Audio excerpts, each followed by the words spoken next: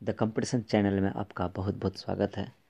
हम आपके सामने अब पेश करने जा रहे हैं बीपीएससी 64वीं 64th प्री 2018 का सटीक आंसर डिस्क्रिप्शन के साथ, व्याख्या के साथ। इसे गौर से देखेंगे, गौर से जानने का प्रयास करेंगे। दोस्तों, आप कई आंसर देखे होंगे जिसमें कई त्रुटियां होंगी। इसमें कई सवाल होंगे जो रिजल्ट होने में अहम भूमिका निभाएंगे। तो दोस्तों, चलिए हम चलते हैं आंसर पर। दोस्तों, यह जो हमारा सेट है, बीपीएससी का जो क्वेश्चन पेपर है, वह सेट, वह प्रश्न पुस्तिका श्रृंखला का जो सीरीज है, वह बी है, यानी बी बॉक्स है, बी है। दोस्तों, हम चलते हैं अब क्वेश्चन पेपर पर।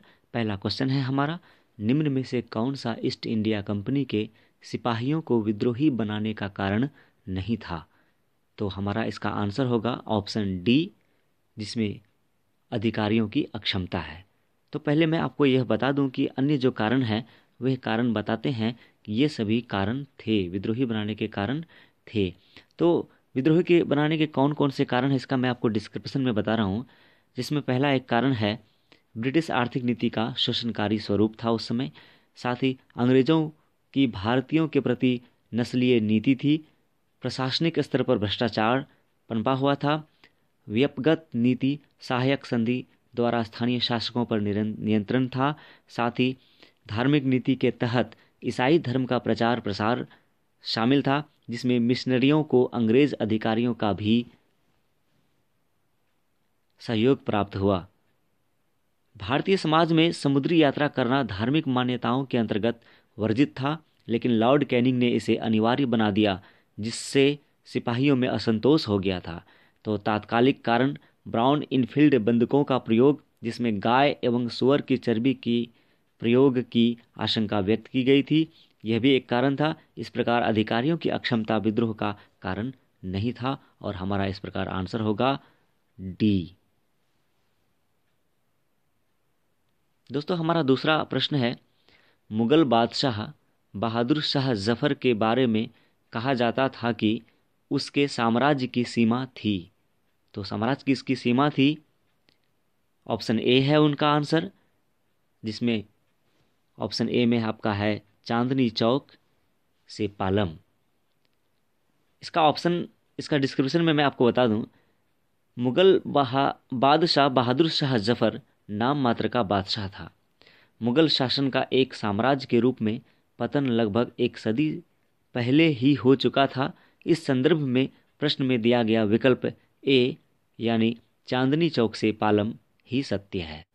तीसरा प्रश्न है हमारा, इनमें से किसने अंग्रेजी ईस्ट इंडिया कंपनी के कंट्रोल के खिलाफ बगावत नहीं की? तो इसका आंसर होगा हमारा ऑप्शन बी, यानी हैदराबाद का निज़ाम बगावत नहीं की। बाकी जो ऑप्शंस हैं वे बगावत किए थे। तो हम लोग इसका डिस्क्रिप्शन, व्याख्या देखते हैं। ईस्ट इंडिया कंपनी के विरुद्ध विद्रोह में त्रावणकोर के दीवान वेलुथम्पी ने 1808-9 में विद्रोह किया। पोलीगरो ने 1795 से 1805 के मध्य विद्रोह किया। विजयनगरम के राजा ने 1794 में विद्रोह किया था। और हैदराबाद का निज़ाम, सिख सरदार, ग्वालियर के सिंधिया 1857 में अंग्रेजों के साथ थे। अतः अभिष्ट उत्तर बी होगा, यानी हैदराबाद का निज़ाम बगावत में शामिल नहीं था। तो दोस्तों, अब हम चलते हैं चौथे सवाल पर। चौथा सवाल है, नील विद्रोह के किसके बारे में था? नील विद्रोह किसके बारे में था? तो इसका आंसर होगा ऑप्शन सी। ऑप्शन सी है, रैयत नील की खेती नहीं करना चाह रहे थे, पर उनसे एक अमान्य मूल्य पर ज़बरदस्ती करवाई जा रही थी। तो इसका डिस्क्रिप्शन हम लोग देख रहे हैं। नील विद्रोह 1859-60 में हुआ। किसानों से नील की कृषि ज़बरदस्ती अमान्य मूल्यों पर कराई जा रही थी। नील उत्पादक मामूली सी रकम देकर किसानों से करार लिखवा लेते थे। इसका आरंभ 1859 में नदिया जिले के गोविंदपुर गांव से हुआ था। इसका स्रोत है बिपिन चंद्र की किताब चैप्टर 3 पेज नंबर 20 में। 5वां सवाल है 1875 के दक्कन के दंगों का तात्कालिक कारण था, जिसका आंसर होगा ऑप्शन बी, महाजनों के द्वारा ऊंची ब्याज दर। इसका डिस्क्रिप्शन हम लोग देखते हैं। डिस्क्रिप्शन बताया जा रहा है कि 1875 के दंगे महाजनों द्वारा किसानों से ऊंची ब्याज दर वसूलने के कारण हुए। दरअसल वह क्षेत्र रैयतवारी कृषि व्यवस्था के अंतर्गत आता था तथा सरकार सीधे किसानों से भू राजस्व की वसूली करती थी, क्योंकि किसान जमीन के मालिक भी थे तथा उपज बढ़ाने के लिए महाजनों से ऋण भी लेते थे। 1860 में अमेरिकी गृह युद्ध के कारण कपास की कीमतें अधिक बढ़ गईं, जिससे किसानों को लाभ हुआ, लेकिन 1864 में यह युद्ध समाप्त हो गया एवं कपास के निर्यात में अचानक गिरावट आ गई। सरकार ने भी 1967 में लगान की दरों में लगभग 50% की वृद्धि कर दी।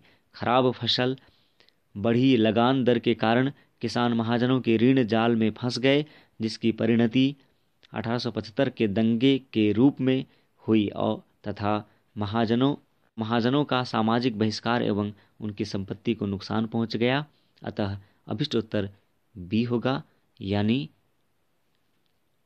ब्याज दर, महाजनों द्वारा ऊंची ब्याज दर। दोस्तों, अब हमारा छठा सवाल है रजनी पामदत्त ने कहा वे साम्राज्यवाद से लड़ते भी थे और सहयोग भी करते थे। उन्होंने किस राजनीतिक गठबंधन के बारे में ऐसा कहा था? तो उन्होंने ऐसा भारतीय राष्ट्रीय कांग्रेस के बारे में कहा था, यानी ऑप्शन ए में। मैं थोड़ा सा डिस्क्रिप्शन आपको बता दूं। डिस्क्रिप्शन में कहा जा रहा है कि प्रश्न में दिया गया कथन रजनी पामदत्त ने भारतीय राष्ट्रीय कांग्रेस के संदर्भ में ऐसा कहा है। अपनी पुस्तक इंडिया टुडे में उन्होंने ये विचार प्रकट किए थे। ये हमें सोर्स प्राप्त हुआ है। 7वां सवाल है हमारा, निम्न में से कौन सा एक राष्ट्रवादी समाचार पत्र नहीं था? तो ये भी एक बहुत बेहतरीन सवाल है। तो इसका हम जवाब देख रहे हैं। इसका आंसर होगा option D, the Times of India. इसके डिस्क्रिप्शन पर अगर हम चलें तो हम पाएंगे कि प्रश्न में दिए गए सभी समाचार पत्र राष्ट्रवादी थे। बंगाली के संपादक सुरेंद्र नाथ बनर्जी, हिंदू के संपादक जी सुब्रमण्यम अय्यर, द महारत्ता मराठा के संपादक बाल गंगाधर तिलक द्वारा संपादित राष्ट्रवादी समाचार पत्र थे। द टाइम्स ऑफ इंडिया 1838 में बॉम्बे टाइम्स के नाम से सर्वप्रथम प्रकाशित हुआ तथा 1861 में इसे टाइम्स ऑफ इंडिया कहा गया। यह ब्रिटिश आधिपत्य में प्रकाशित होता था। इसलिए हमारा 7वां आंसर होगा option D, the Times of India. 8वां प्रश्न है हमारा, प्रार्थना समाज, यंग इंडिया, लोकहितवादी, सत्यशोधक समाज, रहनुमाई मजदेसन सभा के लिए निम्न में से सही संयोजन पहचानिए। यानी इसे हम क्रमशः देखेंगे। तो अगर हम ऐसे देखते हैं तो हमारा आंसर बी होता है, जिसमें आत्माराम पांडुरंग, मोहनदास करमचंद गांधी, गोपाल हरि देशमुख, ज्योतिबा फुले, नौरोजी फुरदोंजी शामिल हैं। इसके क्रम से शामिल होंगे, इसलिए हमारा आंसर बी होगा। दोस्तों, इसका डिस्क्रिप्शन में अगर हम चले तो यह पाएंगे कि प्रश्न में दिए गए संगठनों तथा व्यक्तियों का सही क्रम हमें पहचानना है। जैसे प्रार्थना समाज का संगठन का सही क्रम आत्माराम पांडुरंग है। समाचार पत्र यंग इंडिया का जो प्रकाशित होता था महात्मा गांधी के द्वारा होता था। लोकहितवादी जो समाचार पत्र था वो गोपाल हरि देशमुख से होता था। और सत्यशोधक समाज का जो प्रकाशन ज्योतिबा फुले करते थे। और रहनुमाई मजदेशन सभा का जो प्रकाशन करते थे वो नौरोजी फुरदेन जी करते थे।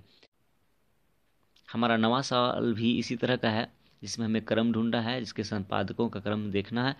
जैसे पहले द हिंदू है, फिर केसरी है, बंगाली, हिंदुस्तानी, सुधारक के संपादकों के नाम का सही संयोजन पहचानना है। तो इसके लिए भी हमारा ऑप्शन डी ही सटीक बैठता है, जिसमें कि हिंदू के संपादक जी सुब्रमण्यम, साथ ही केसरी के संपादक बाल गंगाधर तिलक, बंगाली के संपादक सुरेंद्र नाथ बनर्जी बंगाली, और बनर्जी साहब बंगाली थे। हिंदुस्तानी के संपादक गंगा प्रसाद वर्मा, और उसके बाद सुधारक के संपादक गोपाल कृष्ण गोखले जी थे। इस प्रकार हमारा आंसर डी होगा। अब हम लोग चलते हैं 10वें सवाल पर। 10वां सवाल है, बाल गंगाधर तिलक लोकमान्य तिलक के नाम से जाने जाने लगा कब से? तो दोस्तों इसका भी नाम, आंसर जो होगा, आंसर सी होगा। सी में क्या है आपका कि सरकार ने रेड मर्डर केस में अभियुक्त इन्हें बनाया गया था। तो इसका आंसर हम इस प्रकार हमारा क्या हो गया, सी होगा। तो इसमें भी कुछ नहीं, तो मैं इसका डिस्क्रिप्शन बता दूं। बाल गंगाधर तिलक ने भारतीय स्वतंत्रता आंदोलन में महत्वपूर्ण भूमिका निभाई थी, आप जान रहे हैं सब कोई। रेड एंड आर्यस्ट नामक अंग्रेज अधिकारियों की हत्या के आरोप में उन्हें अभियुक्त बनाया गया था, जबकि इन अधिकारियों की हत्या चापेकर बंधुओं द्वारा की गई थी। तिलक को इस आरोप से 18 माह की सजा हुई, जिससे उन्हें लोकप्रियता मिली तथा लोकमान्य कहा गया। तो इस प्रकार हमारा आंसर सी होगा। सरकार ने रेड मर्डर केस में इन्हें अभियुक्त बनाया गया था, इस कारण से इन्हें लोकमान्य तिलक कहा जाने लगा। तो अब हमारा अगला सवाल है, सरकार के विरोध में असेंबली में बम फेंकने के समय भगत सिंह की उम्र क्या थी? तो इसका आंसर भी बहुत ही सटीक है, आंसर इसका बी ऑप्शन में होगा। तो इसकी उम्र उस समय 21 वर्ष 6 माह के करीब थी, इसलिए हमारा आंसर होगा बी, 21 साल से थोड़ा ज़्यादा। बी आंसर होगा दोस्तों। अब हमारा 12वां सवाल है, जालियांवाला बाग नरसंहार किस गांधीवादी सत्याग्रह के संबंध में हुआ? तो आप सभी जान रहे हैं, ये रॉलेट एक्ट यानी रॉलेट सत्याग्रह के कारण हुआ था, इसलिए हमारा आंसर भी क्या होगा, बी ऑप्शन होगा हमारा। और उसके बाद हम लोग चलते हैं 13वें क्वेश्चन पर। कुंवर सिंह अंग्रेजों के खिलाफ 1857 के विद्रोह में किस जगह शामिल हुए? तो बहुत ही इसका आसान सा आंसर है, ये चूंकि नेतृत्व यहीं से कर रहे थे, आरा इसका आंसर होगा, इसलिए ए होगा इसका आंसर। दोस्तों हमारा 14वां सवाल है, किस स्थान पर आदिवासियों ने अंग्रेजों के खिलाफ विद्रोह किया था? तो इसका आंसर भी बिहार होगा। इसका हम लोग पहले डिस्क्रिप्शन देख लेते हैं। तत्कालीन समय बिहार राज्य में जनजातीय विद्रोह हुए थे, जबकि प्रश्न में दिए गए अन्य विकल्पों में जनजातीय असंतोष के साक्ष्य नहीं मिलते हैं, इसलिए हमारा आंसर बी होगा इसमें। अब दोस्तों अगला सवाल मेरा 15वां सवाल है, जिसमें अतः सदैव सहमति के साथ और अक्सर वाणिज्य मंडल के निर्देशों पर भारत सरकार चलती है और इसे व्हाइट मैन्स बर्डन कहा जाता है। यह जो स्टेटमेंट है, यह जो कथन है, किसने कहा, ऐसा सवाल है इसमें।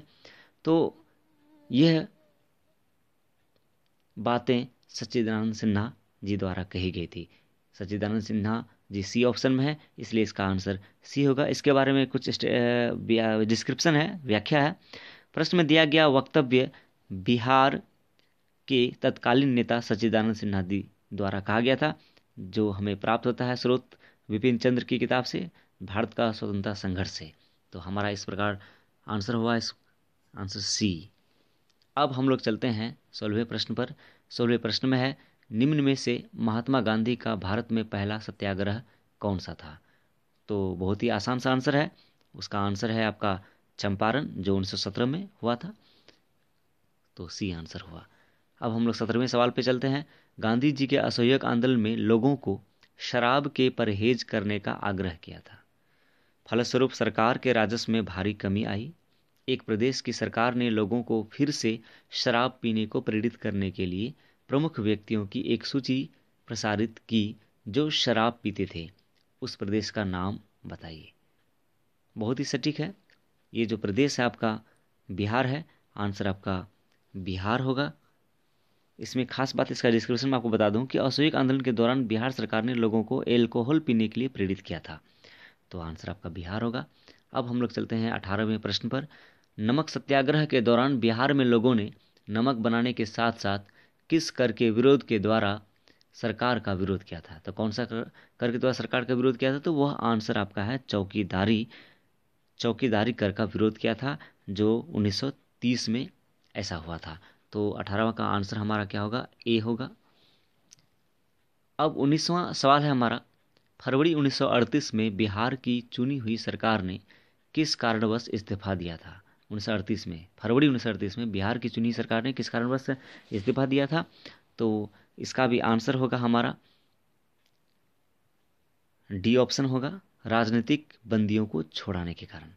तो इसका डिस्क्रिप्शन पर हम लोग पहले चलते हैं। फरवरी 1938 में बिहार सरकार ने राजनीतिक बंदियों की रिहाई को लेकर त्यागपत्र दे दिया था। तत्पश्चात कांग्रेस के शीर्ष नेता ने तत्कालीन गवर्नर जनरल पर दबाव डाला। इसके बाद उन्होंने त्यागपत्र वापस ले लिया। यह स्रोत हमें स्पेक्ट्रम चैप्टर नंबर 22 पेज 437 से प्राप्त हुआ है। इसलिए आंसर हमारा डी होगा 19 नंबर का। अब हम लोग चलते हैं बिहार किसान सभा से कौन जुड़ा था। बिहार किसान सभा से कौन जुड़ा था, तो इस पर हम लोग पहले डिस्क्रिप्शन यानी व्याख्या पे विचार कर लेते हैं हम लोग 20वें सवाल पर। तो बिहार किसान सभा की स्थापना 1929 में सहजानंद सरस्वती ने की थी। कालांतर में इसे कार्यानंद शर्मा, राहुल सांकृत्यायन, यदुनंदन शर्मा भी जुड़ गए। अतः अभिष्ट उत्तर ई होगा, एक से अधिक होगा, यानी इसमें आपका राहुल सांकृत्यायन भी है, यदुनंदन शर्मा भी शामिल है, कार्यानंद शर्मा भी, सभी शामिल है। तो आंसर हमारा ई होगा।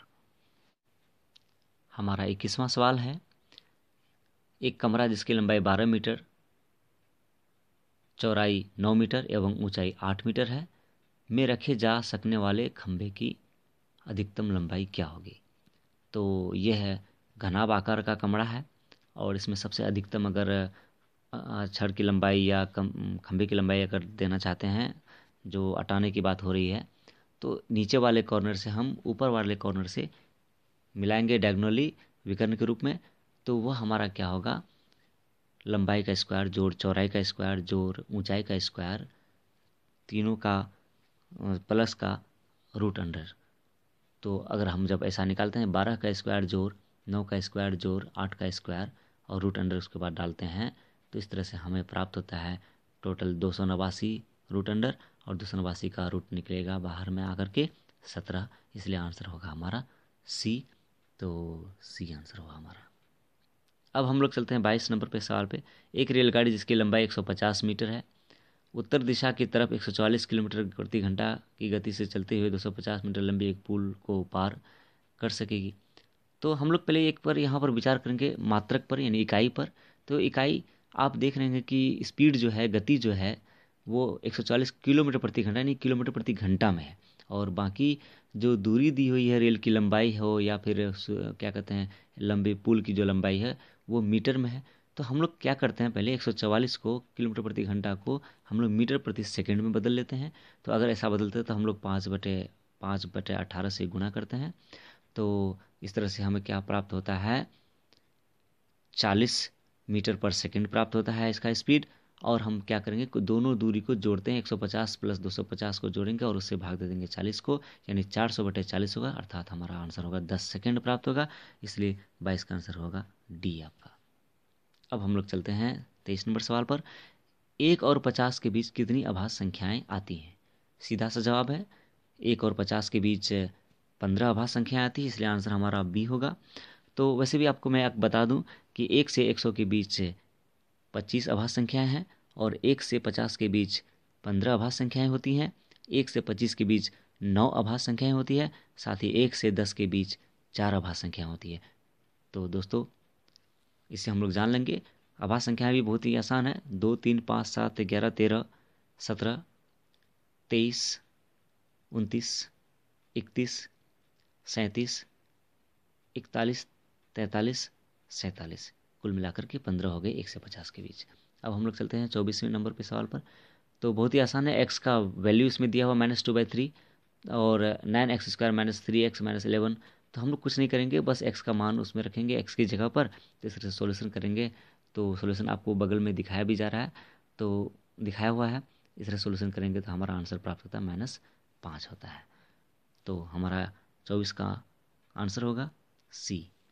अब हम लोग चलते हैं 25 नंबर सवाल पर। एक परीक्षा में प्रत्येक उम्मीदवार हिंदी अथवा इतिहास अथवा दोनों लेता है। 66% हिंदी अथवा तथा 59% इतिहास लेते हैं। कुल उम्मीदवारों की संख्या 3000 थी। कितने उम्मीदवारों ने हिंदी एवं इतिहास दोनों लिए। तो बहुत ही आसान है, हम लोगों ने ऐसे बनाया है कि कुल विद्यार्थी मान लेते हैं हम लोग 100% है, तो हम लोग 100% करेंगे और दोनों में जो कितना है उसको हम लोग इंटरसेक्शन में मान लेते हैं। जैसे कि आप बगल में देखने बनाया हुआ है 100% बराबर 66% प्लस 55 59% माइनस जो दोनों वाला है वो माइनस करेंगे। इस तरह से दोनों का आंसर निकल जाएगा दोनों वाले का। तो कितना आएगा हमारा 125 आएगा। तो 125 आया तो सॉरी दोनों कितना आएगा हमारा 25% आएगा। दोनों जब 25% आएगा तो हमारा 3000 का 25% निकालेंगे तो कितना होगा हमारा 750 होगा। इसलिए 25 का आंसर बी होगा। अब हम लोग चलते हैं 26 नंबर सवाल पर। ये भी बहुत आसान है। एक्स बराबर रूट अंडर 0.00001225 बाय 0.00005329। तो हम लोग x का मान जानना चाहेंगे। तो आप यह देख रहे हैं कि दशमलव की संख्या जो है, दशमलव के बाद जो अंकों की संख्या है दो ऊपर नीचे यानी अंश और हर में समान है। तो हम लोग क्या करते हैं, सीधा लिखते हैं रूट अंडर 1225 बाय 5329। इस तरह से रूट हम 1225 का निकालते हैं तो 1225 का 35 होता है। तो वो भी हम निकाल सकते हैं, आसान सा है। 5 का इधर एक साइड से 5 होगा, 3 के आसपास का स्क्वायर के रूप में क्या होगा, मतलब 12 के आसपास का स्क्वायर रूट में आएगा तो 3 आएगा, 35 हुआ। इधर आपका क्या होगा 73 होगा। इस तरह से 35/73 हमारा ऑप्शन ए होगा। अब हम लोग चलते हैं x + 1/y = 1 और y + 1/z = 1। तो हम लोग z + 1/x का मान जानेंगे। तो वो भी बहुत ही आसान है। पहले हम लोग ऊपर में एक समीकरण दिया है तो उससे हम लोग x का मान जान लेते हैं, फिर उसका रेसिप्रोकल 1/x निकाल लेंगे, उसको वैल्यू क्या होगा उसको रखेंगे। फिर y + 1/z = 1 है तो हम लोग यहाँ पर z का मान निकाल लेंगे। जब x और z का मान हम जान जाएंगे तो 1/x + z जोड़ के देखेंगे और उसका जब गणना करेंगे, कैलकुलेशन करेंगे तो हमारा आंसर प्राप्त होगा। हाँ, यानी कि क्या प्राप्त होगा, बी प्राप्त होगा, यानी 1 प्राप्त होगा। तो बगल में हम इसको बताए भी सोल्यूशन करके वो देख सकते हैं आप। अगला 28 नंबर में सवाल है हमारा। 28 में 4 बहनों की औसत आयु 7 वर्ष है। यदि हम माँ की आयु उसमें जोड़ दें तो औसत 6 वर्ष बढ़ जाती है। माँ की आयु ज्ञात कीजिए। तो बहुत ही आसान है। आप पहले स्टेप में क्या करेंगे कि 4 बहनों की औसत आयु 7 है तो कुल आयु सभी बहनों को जोड़ करके कितना होगा, तो 7 चौका 28 यानी 28 होगा। उसके बाद यदि हम माँ की आयु जोड़ देते हैं तो औसत आयु 6 वर्ष बढ़ जाती है। पहले 7 वर्ष थी तो 7 13 वर्ष हो गई बढ़ करके, और एक आध व्यक्ति बढ़ भी गया तो 4 1 5 हो गया। इस तरह से कुल आयु अगर जोड़ेंगे सभी परिवार के तो 13 × 5 65 होगा। और हम सभी बहनों की आयु को घटा देते हैं तो 65 में से 28 को हटा देंगे तो इस तरह से 37 प्राप्त होगा और माँ की आयु हमें प्राप्त हो जाएगी। और माँ की आयु इस तरह से 37 हो गई, ऑप्शन सी। अब हम लोग चलते हैं 29 में 3 टू द पावर यानी 3 पर पावर है x + 8 इक्वल्स है 27 पर पावर 2x + 1। तो बहुत ही आसान है। इसे भी हम लोग बगल में जो इनसाइड में दिखाए हुए हैं कि सॉल्यूशन करेंगे तो पावर को हम लोग तोड़े हैं किस तरह से, उस तरह से बेस सेम हो जाता है 3, तो बेस सेम हो जाता है तो पावर इक्वल हो जाता है, जिस कारण से हम x का वैल्यू 1 प्राप्त कर लेते हैं। इसलिए 29 का आंसर बी होगा। अब हम लोग देखेंगे s बराबर समेसन 1 to 10 2n + 1/2 हो तो s का मान क्या है। तो बहुत ही आसान है। यहाँ लिखा हुआ है कि 1 से n का मान जो है 1 से होगा। तो और कहाँ तक रखेंगे, हम 10 तक रखेंगे। तो रखेंगे इस तरह से, तो 1 रखेंगे तो मान 2.5 होगा, 2 रखेंगे तो 4.5 होगा, 3 रखेंगे तो 6.5 होगा। इस तरह से हम अगर 10 तक रखते हैं तो 20.5 होगा और सभी को जोड़ते हैं तो हमारा टोटल वैल्यूज़ होता है 115। इसलिए हमारा आंसर होगा 30 का 115। अब हम लोग साइंस के सवालों में एंट्री करते हैं। तो पहला सवाल है 31 नंबर है, निम्न में किसका pH का मान 7 है। तो सबसे पहले हम लोग डिस्क्रिप्शन में आते हैं, उसकी व्याख्या देखते हैं। किसी विलयन में उपस्थित हाइड्रोजन आयन की सांद्रता ज्ञात करने के लिए एक स्केल विकसित किया गया है जिसे हम pH स्केल कहते हैं। किसी भी उदासीन विलयन के pH का मान 7 होगा। शुद्ध जल का pH मान भी 7 होता है, अतः उत्तर ई यानी 1 से अधिक होगा। और इस तरह से 31 का आंसर ई होगा। अब हम लोग चलते हैं 32वें सवाल पर। निम्न तत्वों में से किसमें न्यूट्रॉन नहीं होता है। तो बहुत ही आसान है, इसका एक ही आंसर होगा, हाइड्रोजन होगा। हाइड्रोजन की परमाणु संख्या भी 1 होती है, प्रोटॉन की संख्या भी इसमें 1 होती है, इलेक्ट्रॉन की संख्या भी 1 होती है और द्रव्यमान संख्या भी 1 होती है, जिस कारण से हम कह सकते हैं कि इसमें न्यूट्रॉन नहीं होता है, अर्थात हाइड्रोजन के में न्यूट्रॉन नहीं होता। ऑप्शन सी हमारा आंसर होगा, सी। अब हम लोग देखते हैं एंगस्ट्रॉम की इकाई है, किसकी इकाई ये देखेंगे 33 नंबर सवाल में। तो इसका भी जवाब है तरंग दैर्घ्य की ही इकाई एंगस्ट्रॉम होती है, और एक एंगस्ट्रॉम बराबर 10⁻⁻10 मीटर होता है, आप सभी जानते हैं इससे। अब हम लोग देखेंगे 34 नंबर सवाल, आवृत्ति को नापा जाता है। तो आवृत्ति को नापा जाता है, आवृत्ति का मात्रक पूछा जा रहा है, तो हर्ट्ज है, HZ, चूंकि हर्ट्ज एक वैज्ञानिक का नाम था उसके, इसलिए आंसर हमारा ए होगा इसका। अब हम लोग 35वें सवाल पे चलते हैं, DNA की खोज किसने की। वस्तुतः देखा जाए तो फ्रेडरिक मिस्र जी ने किया था, मिस्र जी ने इसका खोज किया था DNA की, लेकिन चूंकि कई स्रोतों में यह दिखाया गया है कि James Watson and Francis Crick ने किया गया था, यानी वाटसन एंड क्रिक। तो वास्तव में वाटसन क्रिक ने हेलिक्स की खोज की थी, लेकिन सटीक आंसर यह भी आ रहा है। तो हो सकता है कि अब ये BPSC के साइट पे डिपेंड करता है कि वो आंसर क्या देता है। तो फिलहाल आप ए आंसर सोचेंगे, James Watts and Francis Crick. अब है 36वां सवाल, ट्राइग्लिसराइड क्या है। तो उसका सीधा सा जवाब है यह फैट है, वसा है। ट्राइग्लिसराइड क्या है, वसा है, तो सी ऑप्शन होगा आंसर। अब हम लोग 37 नंबर सवाल पे आते हैं, इलेक्ट्रोएन्सेफेलोग्राम EEG निम्न में से किसकी निगरानी के लिए उपयोग होता है। तो बहुत ही आसान सा इसका जवाब है, इसका आंसर होगा मस्तिष्क यानी ब्रेन, डी आंसर होगा इसका।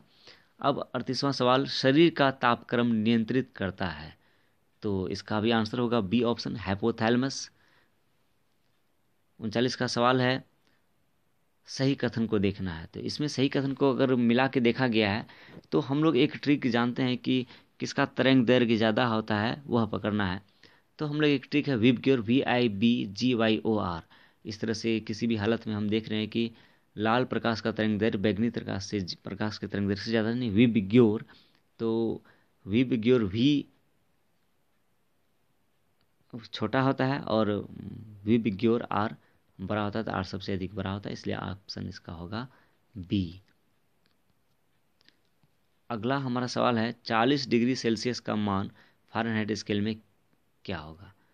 तो कैलकुलेशन, चूँकि इसका एक फॉर्मूला होता है F-32/180 इक्वल्स C-0/100। जब इसको हम कैलकुलेशन करके फाइंड करते हैं तो 104 फ़ारेनहाइट होता है, इसलिए ऑप्शन 40 का होगा ए। हम लोग 41वें सवाल पर चलते हैं, विद्युत शक्ति की इकाई क्या है, इलेक्ट्रिक पावर की इकाई क्या है। तो इसका आंसर सीधा सा वाट होगा, शक्ति चूँकि आ गया तो वाट होगा, इसलिए इसका आंसर होगा ऑप्शन डी।